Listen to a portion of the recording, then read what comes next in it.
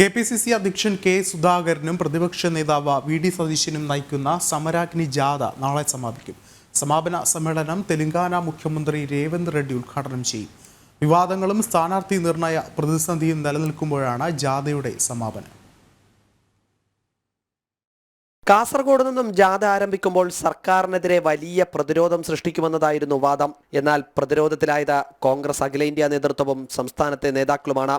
ജാഥ മലബാറിൽ പര്യടനം നടത്തുമ്പോൾ ലീഗിന്റെ 3ാം സീറ്റ് വിവാദം. അടുത്ത ജാഥ ആലപ്പുഴയിലെത്തുമ്പോൾ പ്രസിഡന്റും പ്രതിപക്ഷ നേതാവും തമ്മിലുള്ള അസഭ്യവർഷം. കൊട്ടാരക്കരയിൽ കയ്യാങ്കളി. എല്ലാം കഴിഞ്ഞ് നാളെ തിരുവനന്തപുരത്ത് ജാഥ സമാപിക്കുകയാണ്. ജാഥയുടെ സമാപന സമ്മേളനത്തിൽ തെലങ്കാന മുഖ്യമന്ത്രി രേവന്ത് റെഡ്ഡിയാണ് ഉദ്ഘാടകൻ. സച്ചിൻ പൈലറ്റും ജാഥയിൽ മുഖ്യാതിഥിയായി പങ്കെടുക്കുന്നുണ്ട്.